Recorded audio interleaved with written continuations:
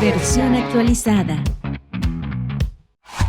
Hola, bienvenidos y bienvenidas acá a nuestro nuevo espacio, acá por Enfoques Radio. Esta es una revista radial, versión actualizada, te pone al día con lo que es tendencia en el mundo. Somos Ailín Chacón y Anaís Pérez. Estamos aquí para crear contenido de tendencia, de entretenimiento, de conocimiento, porque todo cambia aceleradamente y nosotras vamos a estar aquí, Anaís, para llevarles a nuestra audiencia todo lo que es noticias y tendencias en esta revista radial. Así que todos aquellos amigos de Latinoamérica, de los continentes, prepárense porque les traemos la información más variada, música variada y quizás ese elemento diferenciador de este espacio en versión actualizada es que vamos a llegar más allá de las fronteras, van a poder escucharnos y ver de verdad en cada área. Vamos a tener especialistas en cada materia, tecnología, como lo dijo Ailín Chacón, cultura, deporte, todo lo que es tendencia. Así que desde ya, bienvenidos y bienvenidas a Enfoques Radio Podcast con su programa Versión Actualizada con Ailín Chacón y Anaís Pérez. Los vamos a estar acompañando todos los viernes a partir de este momento y esperamos que siempre nos acompañen porque los estamos haciendo con mucho cariño después de muchos años.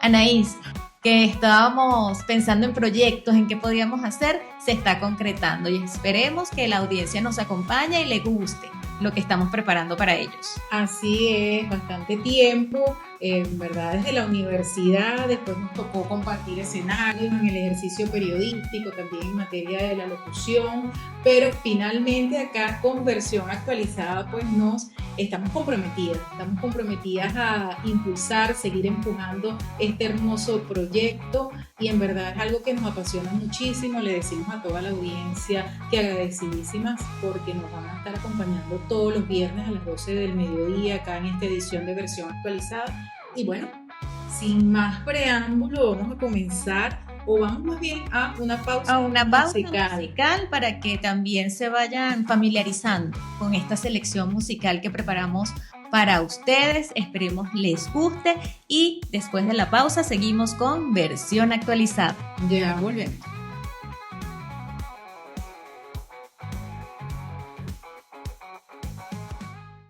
Versión actualizada Salud. Estamos de vuelta acá en versión actualizada por Enfoques Radios.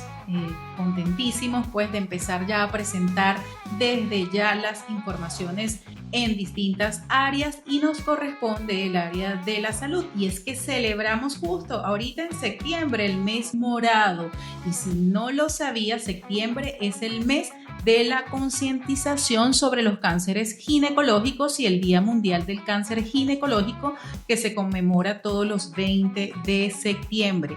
Un dato bien interesante es que las estadísticas más recientes de 2025, como las de la Sociedad Americana contra el Cáncer, señalan que para este año se estiman 13.360 nuevos casos de cáncer invasivo de cuello uterino y 4.320 muertes en Estados Unidos, aunque estas cifras varían globalmente con una gran carga en países de bajos y medianos ingresos. A nivel mundial, la infección por el virus de papiloma humano es la causa de más del 99% de los cánceres de cuello uterino y el 80% de estos casos ocurren en países en desarrollo, según el National Institute of Health. La Organización Mundial de la Salud también podemos considerar, y es un dato de interés, indica que el cáncer de cuello uterino es el cuarto cáncer más común en mujeres a nivel mundial. En este contexto, nosotros logramos tener las consideraciones de la vicepresidenta de la Asociación Civil El Poder de Ser Mujer acá en Venezuela, en la República Bolivariana de Venezuela. Ella es Rina Hernández y nos comenta con una entrevista previa que pudimos lograr para versión actualizada, nos comenta Rina sobre la prevención y concientización necesaria para contrarrestar estos tipos de cánceres y también todo el trabajo que vienen haciendo desde esta asociación civil El Poder de Ser Mujer para prevenir esta enfermedad. Vamos a escuchar. Hola, les habla Rina Hernández, vicepresidente de la Asociación Civil El Poder de Ser Mujer. Les invitamos a esta cuarta edición, haciendo una labor social en el encuentro en honor a ellas, donde estamos concientizando sobre el cáncer ginecológico en el Centro Cultural Chacao, nuestra casa. Continuamos siendo pioneros en Latinoamérica. Somos Capítulo Venezuela, donde hablamos de el cáncer ginecológico a propósito de que el 20 de septiembre es el Día Internacional del Cáncer y nos unimos en Europa y Capítulo Venezuela en el World Go Day. Somos avalados por la Fundación Engage, que es la Red Europea de Grupos de Defensa del Cáncer Ginecológico. También avalados por la Sociedad Europea de Defensa del Cáncer Ginecológico, que en este caso es ESCO. Estamos felices de que los medios de comunicación, cada vez más personas, empresa privada, empresa pública, se una a este color morado, el morado de la concientización, el morado de la prevención. Queremos invitarles a partir de las 10 de la mañana, donde estaremos reunidos cantidad de personalidades y por supuesto en honor a ellas, mujeres que en este momento están padeciendo de esta enfermedad, que es una situación pero no es una sentencia de muerte, todo lo contrario. Si la pesquisamos a tiempo, podemos evitarla y podemos salir airosas. Tendremos muchas ponencias importantes donde estará con nosotros Juan Carlos Duque, presidente del Centro Cultural, que no solamente es un centro de cultura, sino también de salud y bienestar. El doctor Luis Jiménez, presidente de INCA Salud Chacao, estará haciendo un recuento de todo lo que está haciendo el municipio de Chacao en relación al tema del cáncer ginecológico y hablaremos de estadística, algo muy importante para entender que de una u otra manera el cáncer ginecológico comienza a tener variantes en relación a la estadística, así que hay que tener mucha conciencia y sobre todo prevención. Estará acompañándonos el doctor Gabriel Pérez, jefe de servicios de ginecología de la Clínica de Prevención del Cáncer, hablando de lo que también está haciendo la Sociedad Anticancerosa en relación a el cáncer ginecológico en el país. Ricardo Montiel, médico pediatra, especialista en adolescentes, donde estará hablando de una ponencia importantísima que se llama Vacunas BPH para hombres que no tienen cáncer de cuello uterino. Así que hay que estar muy pendiente de esta ponencia.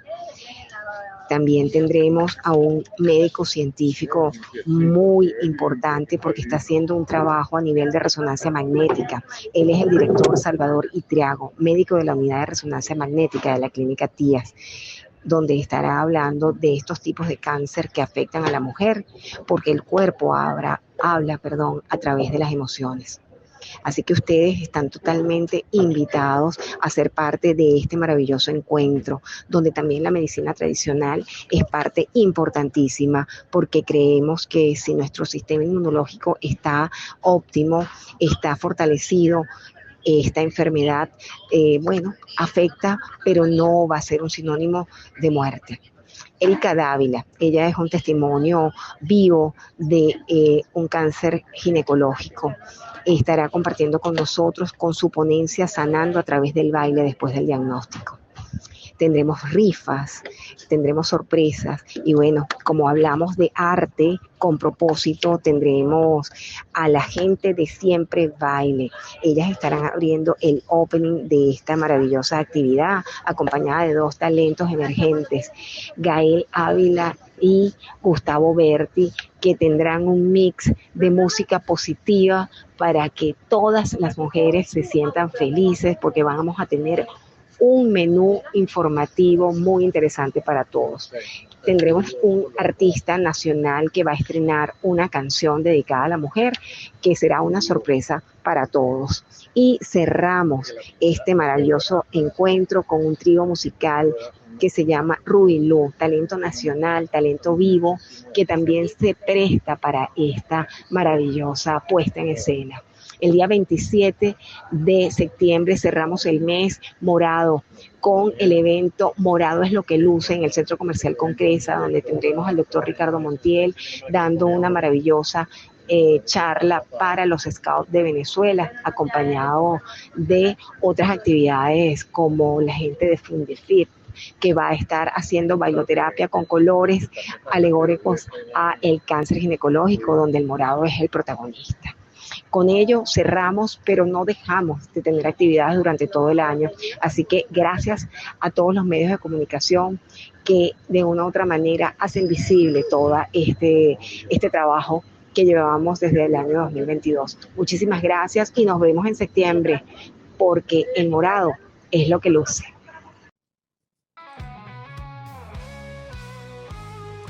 Muy importante la información que nos acaba de dar, que acabamos de escuchar de Rina Hernández, vicepresidenta de la Asociación Civil El Poder de Ser Mujer, una asociación que tiene vida, que juega su rol acá en Venezuela y que, como nos explicó Rina Hernández, abarca todo el trabajo que viene haciéndose desde esta asociación, pero algo que es muy importante, que no es solo esta asociación civil, el poder de ser mujer, sino que son muchas instancias que están aunadas acá, que están en alianzas para poder sumarse a esta causa tan loable como es contrarrestar el cáncer. Y una de las cosas que podemos rescatar pues de estas consideraciones de Rina Hernández es todo el trabajo de prevención que se está haciendo. Ahí ya la escuchábamos. Este mes de septiembre fue el escenario en el contexto del mes morado para hacer infinidad de actividades para poder sumarse a esta causa. En verdad que nos corresponde y desde ya, desde versión actualizada, nos sumamos a este trabajo que viene haciendo el poder de ser mujer. No solamente son ellos, son muchas instituciones. Nos comentaba que, bueno, pasaron por distintas actividades durante este mes de septiembre en el Centro Cultural Chacao. También pues auspiciaron actividades culturales, por supuesto ponencias con especialistas en la materia, así lo decía Rina en este audio. Así que nos corresponde solamente pues apoyarnos, seguir sumando a esta gran causa como lo es pues la lucha contra el cáncer ginecológico. Así que la prevención y la detección a tiempo del cáncer marcan la diferencia a la hora de enfrentar esta enfermedad. Continuamos en versión actualizada Salud. En la era digital, una pregunta constante para los padres es cuánto tiempo de pantalla es seguro para nuestros hijos más pequeños estar frente a los ordenadores, frente a los teléfonos celulares o frente a las tablets. Recientemente, la agencia de la ONU, UNICEF, nos da una guía crucial sobre el uso de la tecnología en la primera infancia. El informe destaca que la tecnología ya es una realidad en la vida de los niños. La clave, según los expertos, no está en prohibirse, sino en entender que no todo el tiempo es de pantalla igual. Es decir, hay tiempo para los juegos, hay tiempo para el aprendizaje o hay tiempo para el entretenimiento. Lo que subraya el informe es que la diferencia radica en la cantidad de contenidos y el contexto en el que se utilizan estas herramientas tecnológicas. Los beneficios son claros. Las aplicaciones interactivas pueden ser una herramienta poderosa para el aprendizaje, la creatividad y el desarrollo de habilidades. Sin embargo, existen riesgos. Estos riesgos son muy significativos porque la exposición a contenidos inadecuados, el sedentarismo y la posibilidad de que la tecnología sustituya el juego y la interacción social son los riesgos. En este sentido, vamos a hacer una consulta de opinión a la psicóloga familiar Hildamar Lachic, quien nos va a dar una información valiosa de cómo abordar esta realidad.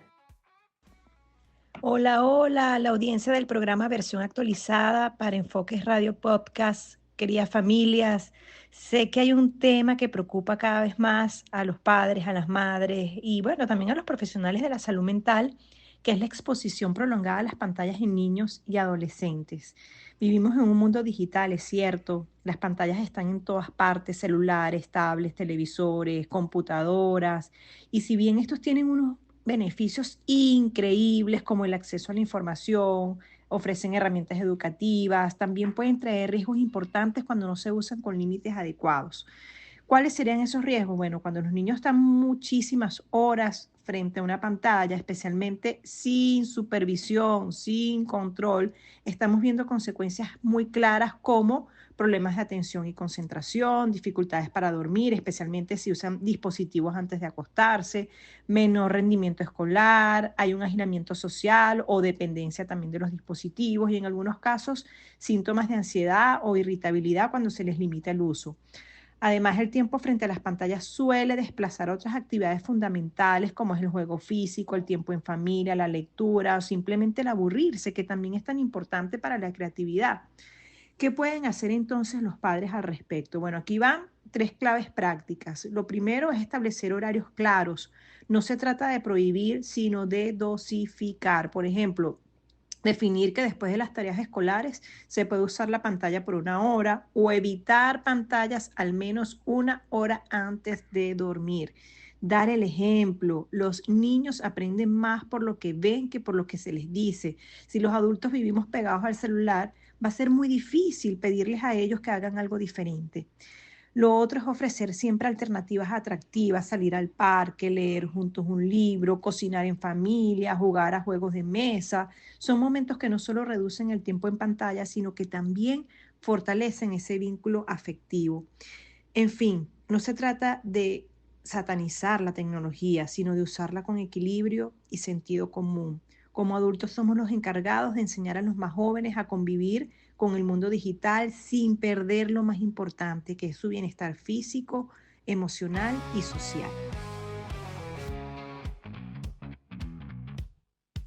Interesantes las acotaciones profesionales de nuestra experta psicólogo familiar Ildamar La Chica. Es importante acotar entonces que no se está en prohibir el uso de los aparatos tecnológicos a los niños, sino de dosificar su uso, de dar el ejemplo en cómo se deben utilizar estas herramientas al momento de disponer del tiempo para hacerlo y darle sobre todo alternativas a los niños para que puedan tener opciones de entretenimiento en el día a día. Entonces, importante y gracias a esta intervención de Ildamar La Chica en versión actualizada.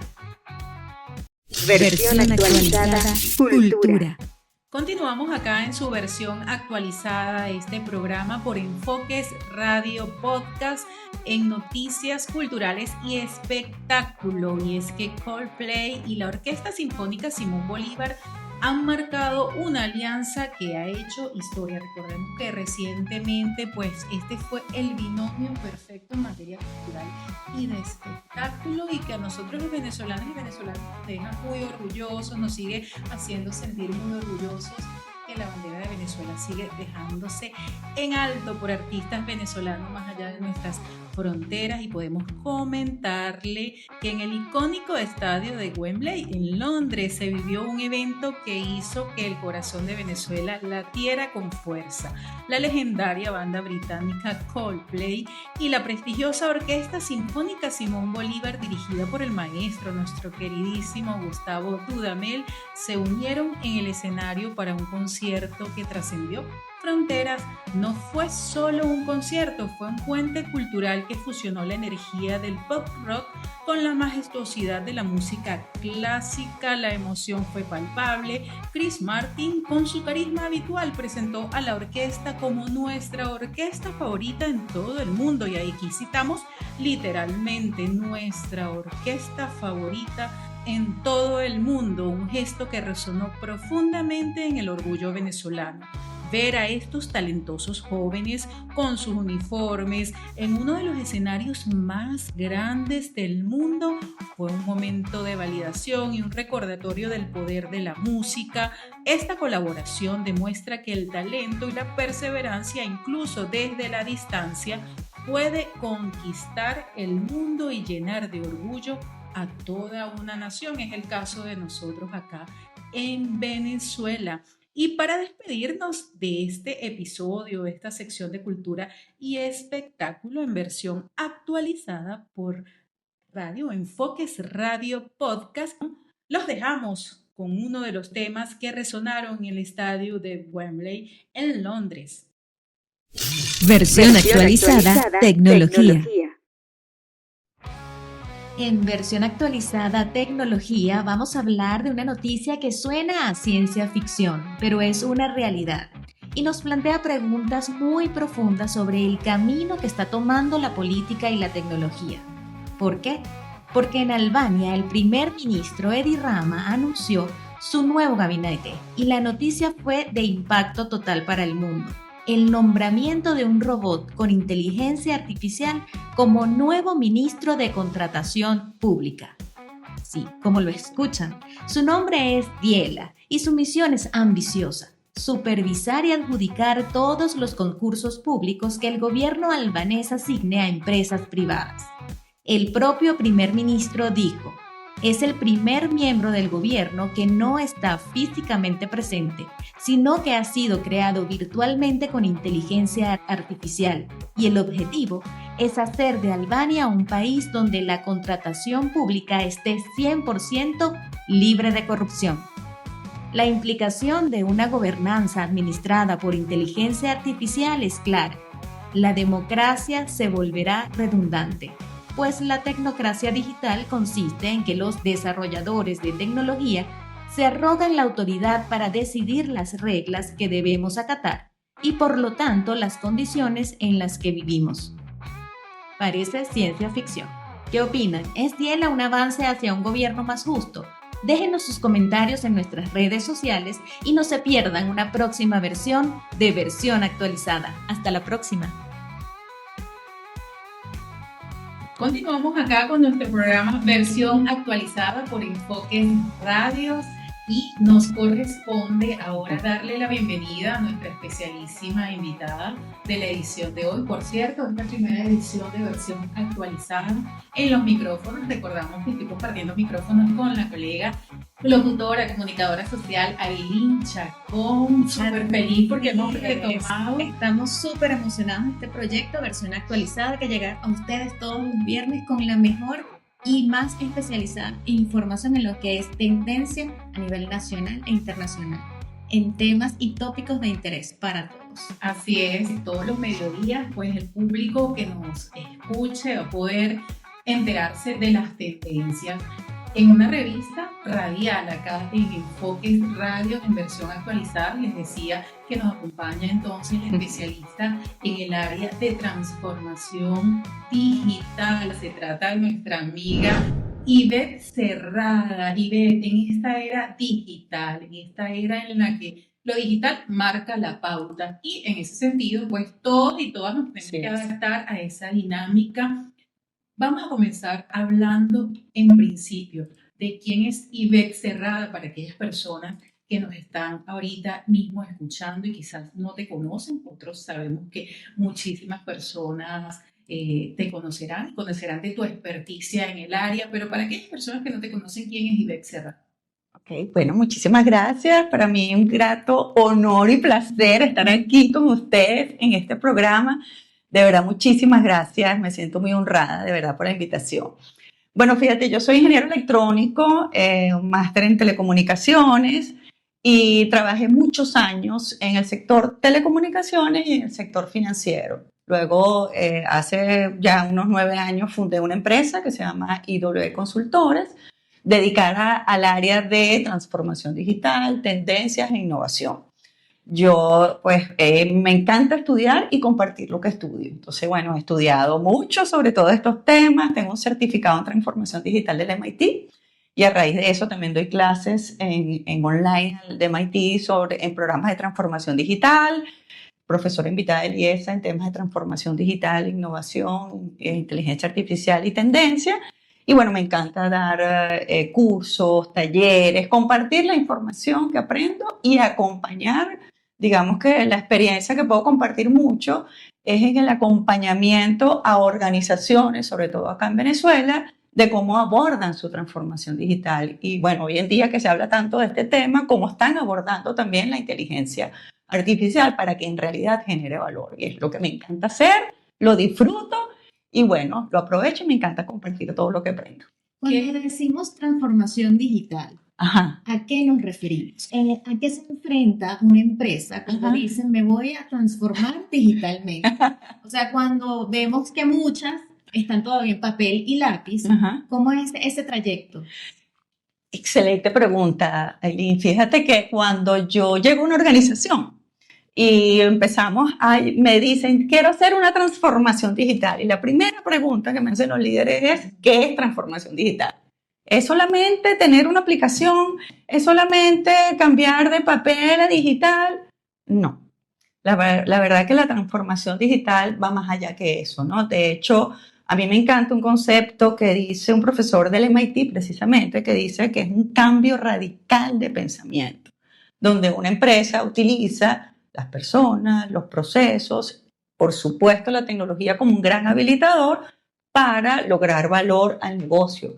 Y sobre todo una empresa que decide transformarse digitalmente, digamos que esto no es un proyecto, no es una iniciativa más de la organización. Siempre lo comento, es un viaje de transformación que una empresa decide emprender, donde cambias de mentalidad, mejoras los procesos, utiliza por supuesto la tecnología como el gran habilitador, pero la idea es evolucionar en un mundo donde lo digital es lo cotidiano. Eso exige entonces o permite que se introduzca el tema del liderazgo y de cómo el líder dentro de la organización delega, porque si es un cambio de pensamiento, ¿cuáles son esas tareas entonces que también tú como experta en el área de la transformación digital tienes que ir explicando a las personas que quieren obtener tu servicio, transformarse digitalmente? ¿Cuáles son esas tareas en las que vas introduciendo al líder de esa organización y también a los empleados? Excelente, me encanta cuando me preguntas sobre el tema de liderazgo, porque fíjate, la transformación digital es una estrategia y un impulso desde los líderes de la organización. Si los líderes no se sienten, no están convencidos de que efectivamente quieren cambiar la organización y ellos mismos, la verdad es que es un desafío muy fuerte, ¿no? Entonces, principal reto, los líderes. Y siempre también comento que los líderes tienen un reto fundamental que es transformarse a ellos mismos. Ese cambio de pensamiento comienza con nosotros, con las personas. Los líderes son los primeros que tienen que cambiar. Y es tan importante este tema que existen competencias que lo llaman competencias digitales a nivel mundial. Existen como 7 competencias a nivel mundial. Una de ellas es llamada el conocimiento digital. Conocimiento digital es conocer que el mundo está cambiando, que la tecnología está evolucionando, que los clientes cambian de hábitos, ¿no? Que hoy en día se compran más experiencias que productos, que cómo nosotros generamos una experiencia, que tenemos que ser orientados al servicio, que tenemos que efectivamente ser unos líderes, y se habla de líderes modelos, aquello que propongo, aquello en lo cual yo creo, yo lo tengo que transmitir, ¿no? Entonces los líderes son los primeros que tienen que tener estas nuevas competencias. Si ellos están convencidos de que queremos transformar la organización, entonces pueden convencer o pueden impulsar el cambio en toda la organización. Fundamental el liderazgo transformador, se llama así la competencia, de hecho. ¿Y cómo se podría enfrentar la resistencia a los cambios? Que más en tecnología es cuando se observa, o sea, la gente, si el líder tiene el ánimo de transformar, ya transformó su pensamiento, ya tenemos una estrategia para abordarlo, cuando llega al resto de la gente, existe siempre una resistencia. Así es. Entonces, ¿cómo abordarla? ¿Cómo tratar que aunque la gente está viviendo con la tecnología diariamente, cuando le cambias sus procesos, así es, hay una resistencia? Así es, fíjate que siempre comento que cuando hablamos de transformación digital, ¿qué hace la organización? La organización lo primero que tiene que tener es una estrategia clara, ¿no? Una estrategia clara, que esa estrategia sea compartida. ¿Qué he visto en varias organizaciones cuando... ¿Sí? No, sí. Que he visto en varias organizaciones cuando dicen, no, ya nosotros tenemos nuestra estrategia lista, definida. Ok, está compartida. La conoce el resto de la organización. Y ahí es donde quizás tenemos que trabajar más, que la estrategia sea clara y compartida. Una estrategia clara y compartida significa tener claro de dónde vengo y a dónde quiero ir. ¿Cuál es mi visión digital? ¿Hacia dónde quiero ir? ¿No? ¿Cómo estoy hoy en día? Que eso se le llama el nivel de madurez digital. Medir cómo estamos. tener una estrategia clara, definir una ruta, eso nos va a permitir identificar que necesitamos procesos distintos, como por ejemplo el proceso de experiencia del cliente, proceso de inteligencia de negocio, porque hoy en día los datos son muy relevantes. El proceso precisamente de cómo gestionamos adecuadamente la tecnología para que agregue valor al negocio. Y empezamos a comprender que necesitamos roles distintos, ¿no? Entonces, ¿qué pasa? Cuando la resistencia al cambio normalmente viene porque las personas sienten un miedo a ese cambio. Y el miedo es una emoción que paraliza. Entonces prefiero quedarme en mi zona de confort, porque no lo sé. ¿Cómo hacemos? Entonces, fíjense, lo importante es tener un plan adecuado de gestión del cambio. El plan de gestión del cambio tiene dos pilares fundamentales: comunicación y formación. Comunicación, tenemos que comunicar esa estrategia, a dónde vamos, por qué cambiamos, que son los motivadores, qué queremos ser, por qué estamos haciendo esto. Y formación, porque bueno, efectivamente la gente necesita formarse en tener ese conocimiento digital, en conocer las tecnologías. De hecho, hay un término que se llama tecnofobia, ¿no? A que tengo fobia, a mí me hablan de tecnología, sobre todo, y ya me bloqueo. Entonces, lo que hay es que transmitir que la tecnología está allí para ser usada. No tengo que ser tecnólogo para usar la tecnología. Ya hoy en día la tecnología está a la disposición de las personas. Ejemplo de eso es que todo el mundo hoy en día utiliza estos famosos chats de inteligencia artificial, porque ya está disponible. Lo que tenemos es que aprender a usarla, ¿no? Entonces, si formamos a las personas, si las comunicamos por qué estamos cambiando y hacia dónde vamos, ellos se van a sentir emocionados de que yo voy a colaborar a que esa organización llegue a donde queremos estar y me monto en este viaje. Recordamos a toda la audiencia que nos escuchan que estamos en compañía de Ibex Cerrada, especialista en transformación digital, y queremos agregar varias preguntas. Por ejemplo, en ese proceso en el que ya asumimos en que la empresa está consciente, los líderes de la empresa están conscientes de que deben transformarse, y ya también las personas que constituyen o que conforman esa empresa están también conscientes de ello. Quizás el rol de los clientes es clave en ese proceso de transformación digital, porque son los que van a dar quizás las luces de cuáles van a ser los cambios que se deben generar, tanto dentro de la organización como esa imagen, que ahí también interviene el tema de la comunicación, esa imagen externa. ¿Cuál es el rol que juegan esos clientes, tanto fijos como potenciales, de una organización a la hora de transformar digitalmente una institución? El rol más principal que puedas creer. Como una organización digital o que esté en su viaje a ser digital, es una organización lo que llaman cliente céntrica, ¿no? Entonces, el cliente, fíjate que hoy en día, y aquí hago un pequeño paréntesis, nosotros estamos viviendo lo que llaman una revolución industrial. Algunos expertos dicen que es la cuarta revolución que estamos viviendo, la revolución industrial. Y esta revolución que nosotros estamos viviendo es muy interesante y se diferencia de las otras tres anteriores porque, si bien está basada en la tecnología, está centrada en el ser humano, en el cliente. Entonces, una organización, lo primero que tiene que comprender, una organización digital es una organización cliente-céntrica. Y una de las cosas que primero tenemos que comprender es que toda organización tiene dos tipos de clientes: el cliente externo y el cliente interno. Okay. El cliente externo es aquellas empresas o aquellas personas a las cuales nosotros les vendemos nuestros productos y servicios, donde ingresa, por ejemplo, el dinero a la organización. El cliente interno son todos los colaboradores. Entonces, tenemos que aprender que así como le ofrecemos o le damos una propuesta de valor a nuestro cliente externo para que tenga una experiencia que sea tan memorable, que nos vuelva a contactar y nos vuelva a comprar nuestro producto, también nuestro cliente interno tiene que estar feliz de estar donde está, ¿no? De que recomiende, que diga: yo quiero estar en esta organización. Ya se ha demostrado que colaboradores o empleados felices demuestran un cliente feliz también, ¿no?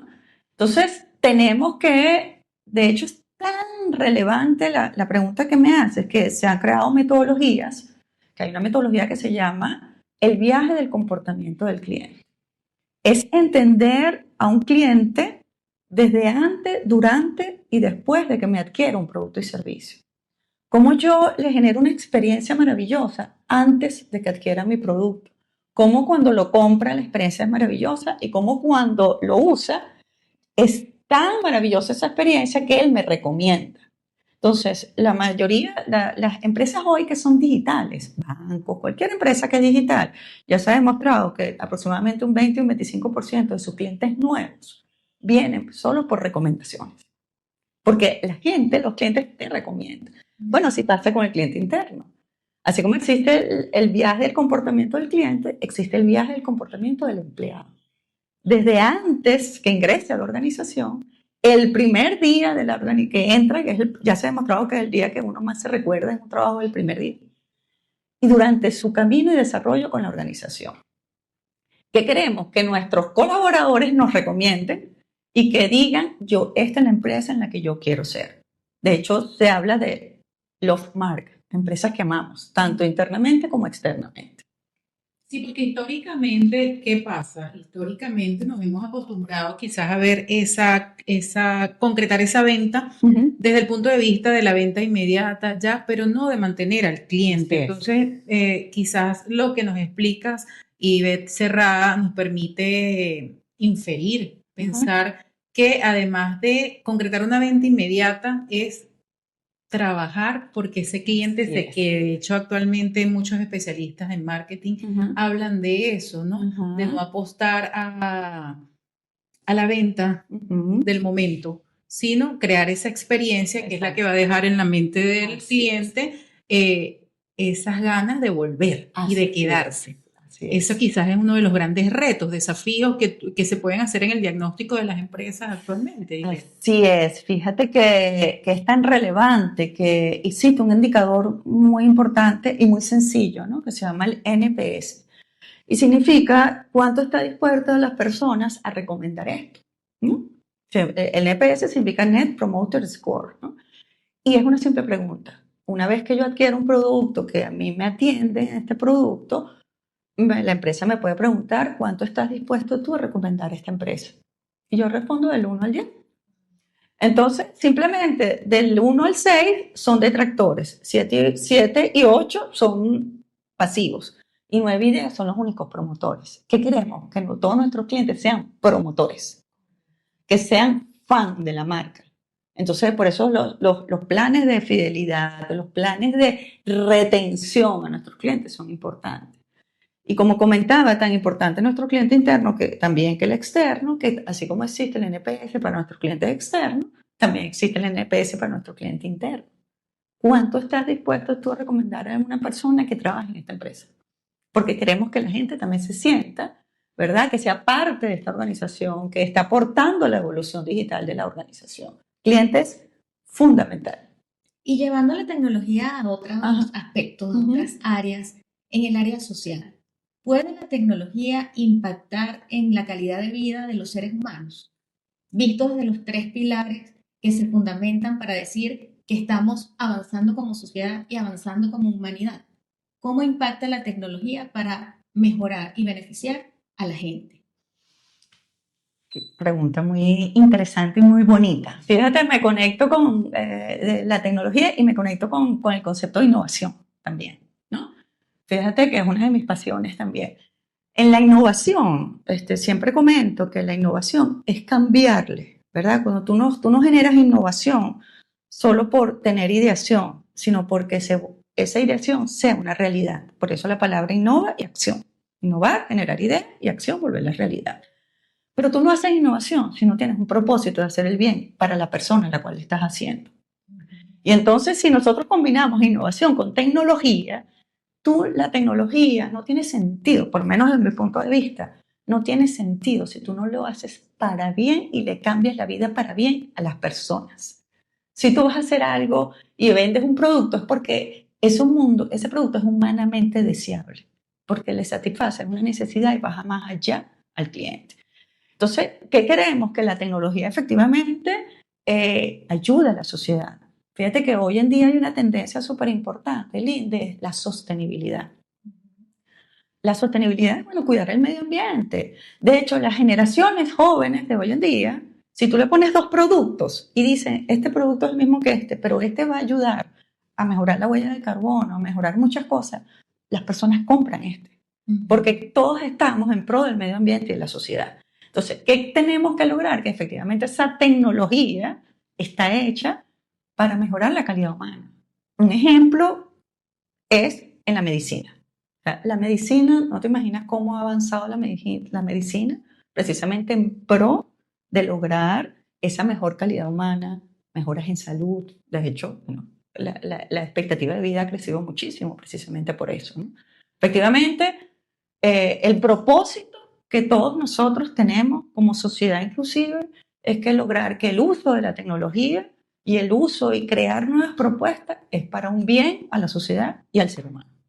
¿Y cómo logramos que esta visión de innovación, de tecnología, llegue al Estado para ampliar el rango de acción de todas estas maravillas que se están haciendo desde el área empresarial y desde los emprendedores? ¿Cómo lograr que esto vaya de igual manera en la toma de decisiones políticas y de gobernanza, para que esto sea un radar social que beneficie a la gente que más lo necesita? Bueno, fíjate que siempre hay como políticas de Estado, ¿no? Y yo de verdad efectivamente siento que en general todos los países se están dando cuenta que esta evolución va andando y no podemos quedarnos atrás. Y pienso que así como las empresas, los países, las instituciones tienen que comprender que, de hecho hay una frase muy famosa que dice que hoy en día está cambiando tanto el mundo y las personas tienen tanta información que está en las empresas y en las instituciones públicas morir en el mundo viejo o vivir en el nuevo mundo. ¿Cómo vivimos en el nuevo mundo? Bueno, efectivamente es con ese propósito, ¿no? Y efectivamente en las políticas de Estado, como su foco es precisamente la sociedad, es cómo aprovechamos al máximo la tecnología, la innovación en pro del ser humano, ¿no? Tenemos una referencia actual. El gobierno de Albania acaba de nombrar a una inteligencia artificial como ministra digital. Ella va a asesorar al gobierno en esa área. ¿Cuál es el impacto de este tipo de innovación en los estados? Mira, muy interesante, y aquí fíjate que entraste en el mundo de la inteligencia artificial y el tema de inteligencia artificial es algo que hoy en día ha crecido muchísimo, ¿no? Y algunas veces uno se pregunta, bueno, pero ¿qué está pasando en el mundo que hace de 2 años para acá? Es que todo el mundo habla de inteligencia artificial. Y aquí entro en un poquito en comprender en realidad qué es inteligencia artificial, ¿no? La inteligencia artificial como concepto es más vieja que todos nosotros aquí. Nació en 1955. En esa época se dijo, oye, tenemos que inventar máquinas que hagan inteligencia. Y en esa época se definió que la inteligencia es la capacidad que tenemos, una de las tantas capacidades que tenemos los seres humanos, de recibir información, procesarla y generar algo. Y eso es lo que hace la inteligencia artificial. Recibe información, la procesa y genera algo al respecto. A medida que fueron pasando los años, desde 1955, empiezan a surgir nuevas tecnologías, porque, bueno, ¿cómo hacemos que la inteligencia artificial aprenda? Y se programaron las máquinas a hacer algo que hacemos nosotras las mamás con los niños pequeños, que le decimos cuando empiezan a hablar, esta es una manzana, esta es una manzana, esta es una manzana. Le enseñas una manzana verde y él no sabe qué decir y dice pera, y tú le dices, lo corrige, no, es una manzana. Eso se llama aprendizaje supervisado.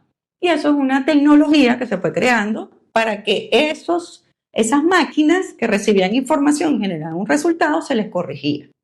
Después siguió evolucionando la tecnología y se crea lo que llamamos un aprendizaje no supervisado, basado en una tecnología que se llama redes neuronales. Redes neuronales no es más que imitar cómo funcionan las neuronas nuestras. Reciben una información, la procesan, buscan en la memoria, que es la base de datos que tenemos en el cerebro, y generan un resultado. Y eso se utilizó mucho para que las máquinas entonces empezaran a aprender por sí solas, entre comillas. Luego empieza a surgir una tecnología que se llama procesamiento del lenguaje natural. ¿Qué hace eso? Simplemente agarra una oración y en función del contexto de esa oración, la tecnología, la inteligencia artificial, crea un contexto y asume que me estás diciendo algo en particular. Esa es la tecnología de procesamiento del lenguaje natural que está permitiendo que esos famosos chats te comprendan, te entiendan. Y palabras como, por ejemplo, Nosotros aquí decimos listo en Venezuela, significa que ya está listo. Pero en Colombia te dicen listo, significa que ya te acabo de entender. En Venezuela decimos cómo cancelo, y aquí significa que cómo te pago. Pero en otros países significa cómo te cancelo el servicio. Entonces, ese contexto lo analiza y eso ha permitido que estos famosos chats te comprendan más, ¿no? Y eso ha hecho que lleguen a cualquier persona pueda interactuar con la inteligencia artificial. ¿Qué está pasando? Que la inteligencia artificial depende de los datos, que los datos sean válidos, ¿verdad? Entonces, para hacer esto significa que se trabajó muchísimo en que los datos sean los adecuados, porque datos adecuados generan información adecuada. En el tema de gobierno, en el tema de las organizaciones, nosotros como usuarios inclusive de inteligencia artificial común, ¿qué competencia debemos tener? Que es muy relevante, la ética. ¿Por qué? Porque no podemos creer todo lo que nos dice la inteligencia artificial. Y por eso es tan importante la experiencia, ¿no? Tenemos que ver qué nos responde, tener la ética de comprenderlo, de criticarlo inclusive, de cuestionarlo y después dar una respuesta en función de eso, ¿no? Entonces, por eso esas competencias de ética, la competencia de pensamiento crítico, son las competencias que más se van a necesitar de ahora en adelante para el uso de la inteligencia artificial. Entonces, muy interesante y eso es para, y fíjate que tú dijiste, para asesorar, pero no es la que va a tomar la decisión. Ella asesora y tiene que haber un equipo de seres humanos, como nosotros, que reciba esa información porque va a tener esa inteligencia, esa asesora va a tener una capacidad tiene una capacidad de procesamiento, de revisar tanta información que humanamente quizás es imposible revisar en tan poco tiempo. Pero los seres humanos, los diputados, por ejemplo, de esa nación, tienen que recibir esa información y tener ética, pensamiento crítico y con su experiencia van a tomar las decisiones adecuadas. Aquí es donde decimos que la tecnología es la extensión de las capacidades humanas. Así es. Es un complemento de nosotros y la tenemos que saber utilizar con ética, conocimiento de causa y sobre todo profesionalismo. Exactamente. De hecho, hay una terminología que están dando muchos los expertos que son los humanos aumentados. Que es yo como persona que tengo experiencia en el trabajo, cómo me aumento mis capacidades con el uso de la tecnología. Pero tengo que tener ética, no es copiar y pegar. Así es. Es muy, fíjate que también hay una frase de un profesor del MIT que me encanta porque hay mucho ese mito de que la inteligencia artificial nos va a sustituir los trabajos. Como dice el profesor del MIT, la inteligencia artificial no te va a sustituir a ti ni en tu trabajo, ni a los directivos, ni a los líderes. A ti te va a sustituir aquella persona que la sepa manejar adecuadamente. Esa es la que te va a sustituir. Así es, bueno, definitivamente vemos que todo va rodeado y finalmente por la validación del ser humano, ¿no? La inteligencia artificial entonces, digamos, ha calado o ha llegado al nivel al que ha llegado en el año 2025 también por la validación del ser humano. Claro. Como bien nos explicas, hay una ruta de validación, si se quiere, podríamos denominarlo así. De evolución, validación, continuo trabajo, pues, de las mismas personas, de los científicos como tal, que han ido evolucionando y también ha evolucionado la tecnología, la velocidad de computación y de manejo de información, pues es lo que ha hecho también más accesible el tema de la inteligencia artificial. Y ya para ir concluyendo en esta entrevista especial con Ivette Cerrada, especialista en transformación digital. Ivette, ¿cuáles son tus coordenadas y también esa agenda que vas a continuar desarrollando en los próximos días también para educar, informar en el área de la transformación digital? No, muchísimas gracias, de verdad. Bueno, redes sociales, y Cerrada, de la empresa, IW Consultores. Fíjate, de hecho, ahorita que tú estás diciendo esas acciones, una de las cosas que está pasando mucho este año con el tema de inteligencia artificial, es que, y de hecho son estadísticas que están viendo las empresas que todo el mundo lo está usando, ¿verdad? Todo el mundo la usa en su día a día, pero las empresas no están viendo efectivamente dónde le está generando valor. Ya hay estadísticas que dicen que el 80% de las empresas indican que sus colaboradores la usan, pero muy pocas empresas dicen que la inteligencia artificial está generando valor. Y eso es porque no se tiene una estrategia clara de adopción de la inteligencia artificial. ¿Cómo adoptarla en la organización? ¿Con qué propósito? ¿Con qué norma? ¿Cuál es la ruta? ¿Cómo voy a medir? ¿Qué competencias tengo que tener en las personas para adoptarla adecuadamente en la organización? Entonces, cuando me preguntas qué planes, bueno, ahorita estoy efectivamente dando esos talleres de adopción de la inteligencia artificial en la organización. En el IES, aprovecho, se va a hacer un foro de inteligencia artificial el próximo 16 de octubre. Muy bien. Y precisamente algo importante que tienen que tomar en cuenta las empresas es el uso adecuado de los datos. Cómo crear un gobierno adecuado de los datos en las organizaciones.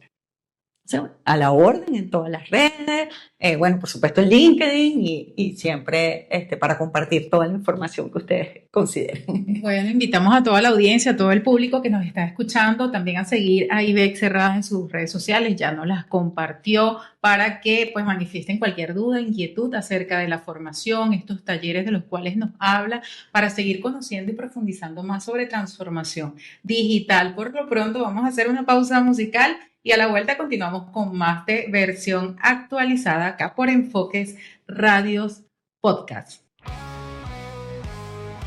Y hasta aquí el programa de hoy, Versión Actualizada. Sigue en sintonía de Enfoques Radios Podcast Online.